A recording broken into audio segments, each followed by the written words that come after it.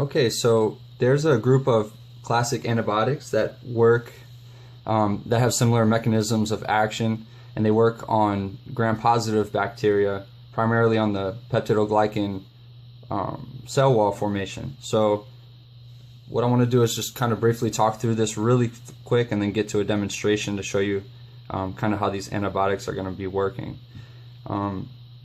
So part of what makes gram bacteria positive particularly susceptible to these antibiotics is the breaking down of the integrity of the cell wall. So in the outer cell wall you have the peptidoglycan layers, which are just basically layers of glycan monomers that are attached, and what gives them extra support is these pentapeptide bridges. So without the pentapeptide bridges and without the peptidoglycan layers, the cell wall won't have enough integrity and won't be able to hold its own water pressure. So the formation of these peptidoglycan layers is essential, or understanding the formation of them is essential to understanding how the antibiotics are going to work on them. So in order for these layers to come together, kind of four different processes have to happen, and there's an antibiotic for each step of the process. So the first thing that has to happen is these glycan monomers have to have the pentapeptide bridges added to them. So I'm just using over here the one-letter abbreviations for the amino acids: so alanine, glutamate, lysine, and 2 more alanine. So you have an enzyme that takes and converts L-alanine to D-alanine, and the name of that enzyme is pretty easy. It's just alanine racemase. So it racemizes L-alanine to D-alanine. Okay.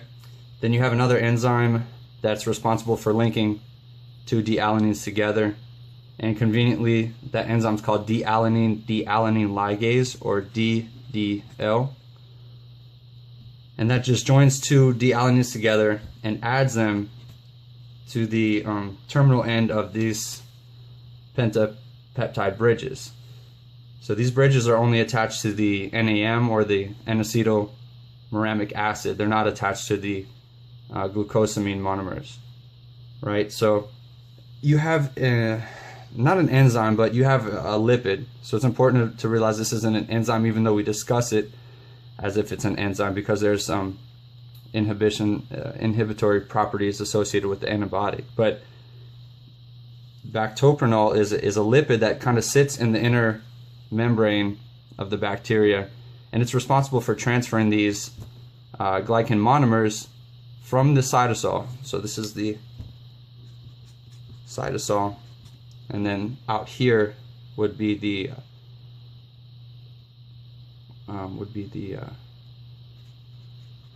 outer wall, or peptidoglycan layer.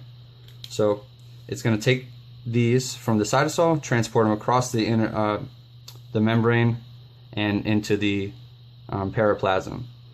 Okay, so in order to do that, it has to kind of grab these and spin them over. So it's going to grab here, flip them into the periplasm. Okay, so once they're in the periplasm, you have enzymes that are responsible for kind of building the bridges, linking these together. They're not monomers anymore, they're actually bridged. And then you have another enzyme that's responsible for linking the 2 support pentapeptide chains. Conveniently enough, that's transpeptidized. So I drew it here as this little crescent-shaped enzyme. Basically, its mechanism is to join these 2 bridges to provide support. Alright, so these 2 enzymes, or these 2 enzymes in this lipid, or these 4 enzymes, okay? So you have the enzymes responsible for the polypeptide bridge formation, the lipid, and transpeptidase are going to be the enzymes that are primarily affected by the antibiotics. So let's get to the antibiotics.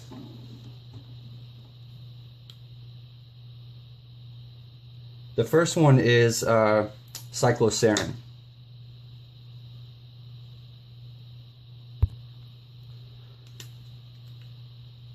Cycloserine, I'm not really going to draw it out, but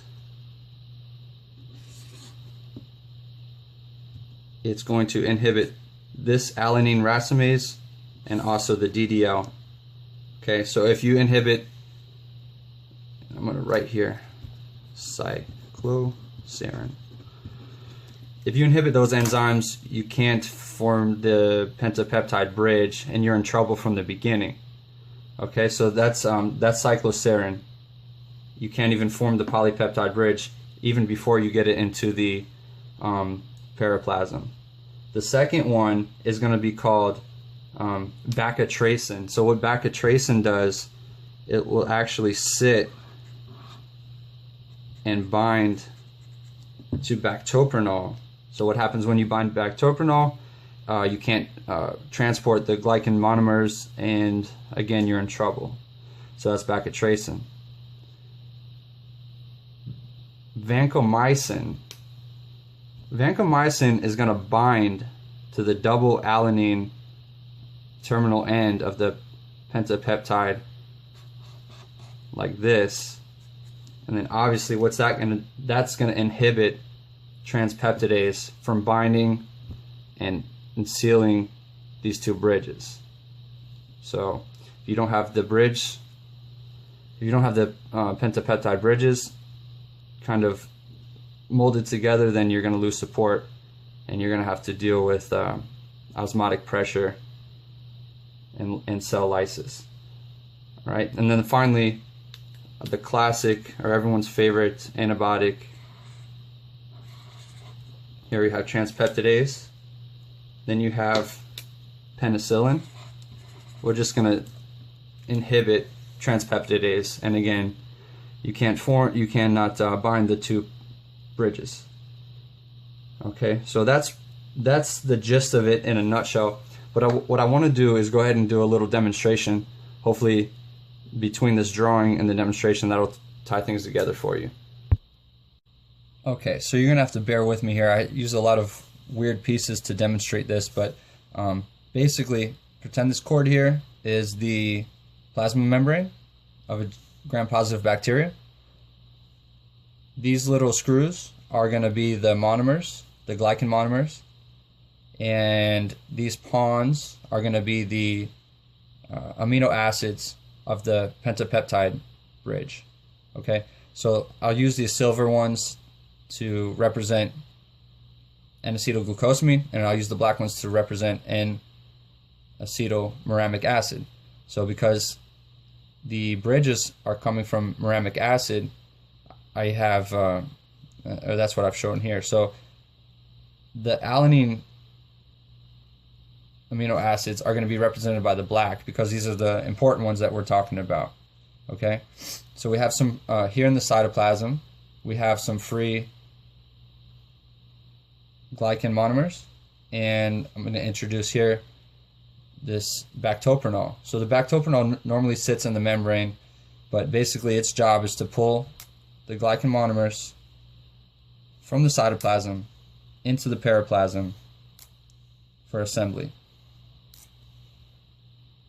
Alright, so again, I'm not going to demonstrate it here, but remember, the only way to get these alanine residues, these alanine amino acids, onto the bridge is through the action of the two enzymes, alanine racemase and D-alanine ligase. So remember, those two enzymes are actually going to be inhibited by cycloserine. So no cycloserine, no amino acids, your bridges aren't going to provide any structure. Just keep that in mind. So again, that was the job of bactoprenol. We have here your transpeptidase enzyme. So its job is to grab the bridges and kind of bring them together, form a nice stable bridge, okay?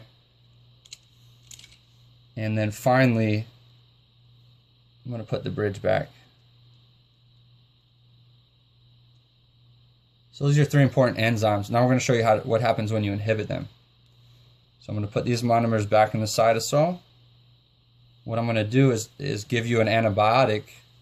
We'll call this Bacitracin, right? So Bacitracin, remember, is going to interfere with bactoprenol's ability to move the glycan monomers into the periplasm. Okay, that was Bacitracin. Vancomycin is going to bind to the alanine residues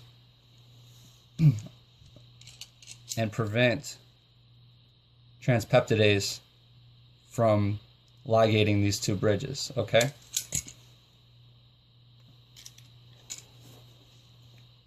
Get these out of the way. Penicillin is going to bind directly to transpeptidase with the same net result of transpeptidase not being able to ligate the oligopeptide bridges. And that's my representation of these this group of antibiotics.